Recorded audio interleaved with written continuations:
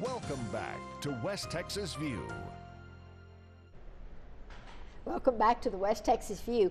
I have back on the program two of the mothers that you met in the program last Sunday, but I wanted them to come and sum up everything you need to know about cookie sales. Remember, this is the 100th year anniversary of Girl Scout cookies and the Girl Scout program. And the Girl Scout cookies came along really, really soon after Juliette Lowe started Girl Scouting. And it's such a pleasure as we have, I'm going to turn the box around. This is how they were in Juliette Lowe's days and later, and then this is how they look today.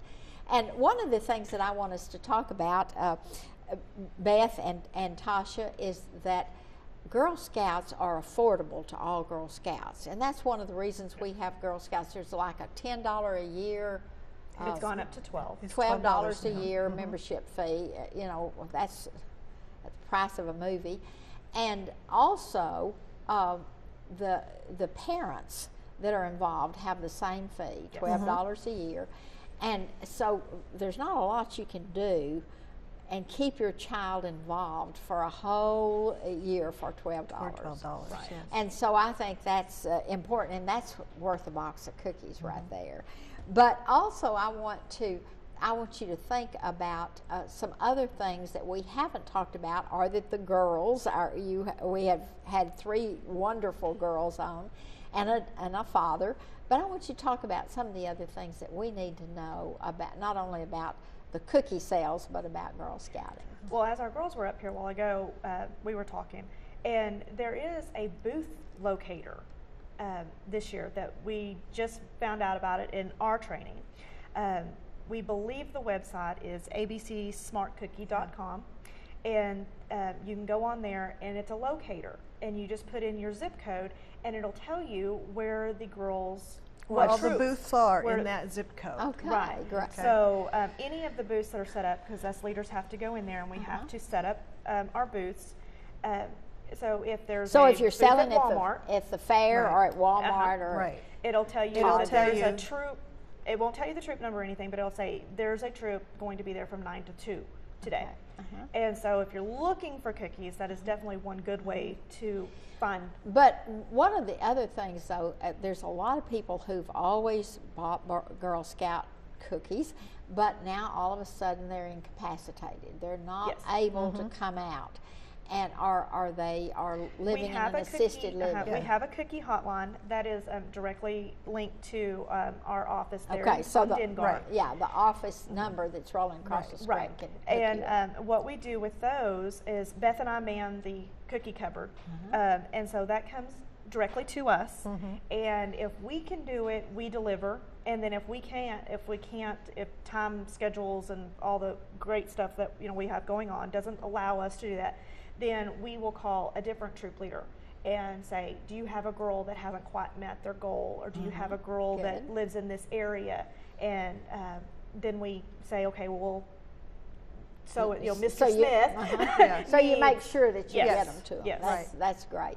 Well, how do you, as the director of cookie sales, set up the program? How do you know how many? And by the way, how many girls will be selling Girl Scout cookies? I made a wild guess earlier. So, I'm not sure how many girls will be selling. At current time, I think we have about 18 troops that will be selling here, and that's just in Midland.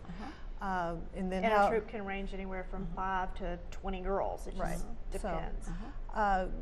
We do have the cookie sale actually starts on January 21st. That's the first day the girls can sell cookies. They can't take orders before that. We call it On My Honor Day.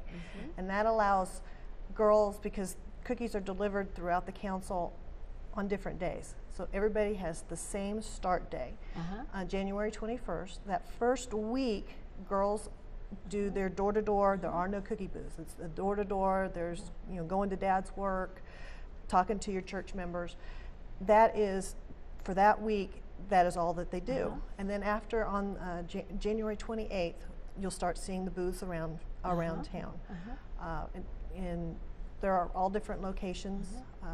So the orders they take, then they deliver them as soon as the Yeah. cookies come Well, in. We actually- and on the 21st, Yeah. the girls will actually have cookies in hand. We went to a direct sell a couple of years ago, and that's why you don't quite see the order forms as soon as we did in the past, as we went to direct sales. That way, the girls have a better opportunity to get to those neighbors. So essentially, we're about a week away today from our cookie sales.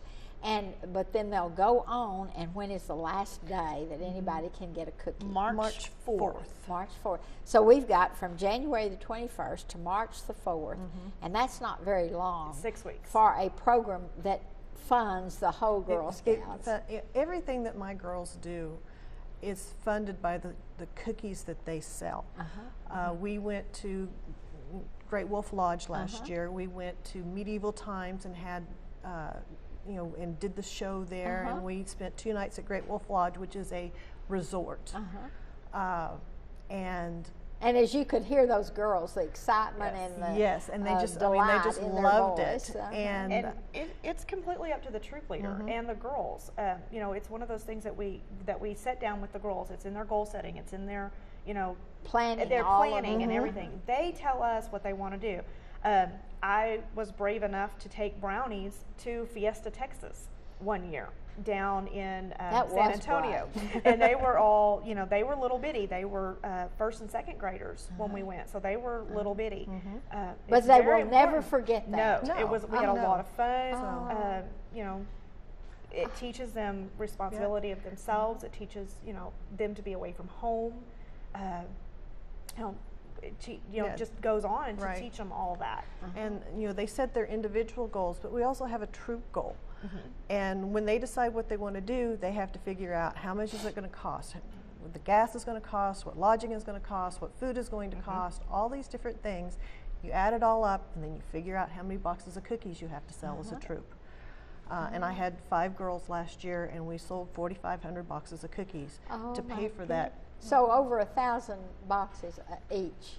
Yeah. And one of the good things Average. that we teach all the girls is you have your individual goal, but it's working toward the bigger Team goal. the team goal. And so one of the things that we really stress to the girls is not how much money you're bringing into the troop, it's how much money we bring to the troop. This has been such a wonderful program, and as I said at the very beginning, I really, really believe in Girl Scouts and what it teaches, and the mission has never changed. It's about citizenship, it's about character, it's about competence and self-confidence. And one of the things as an employer who has looked at a lot of resumes, one of the things I always look for is a person who says that they were an Eagle Scout or a Gold Award a person, because I know that they've had the kind of character and ethics and leadership instilled in them.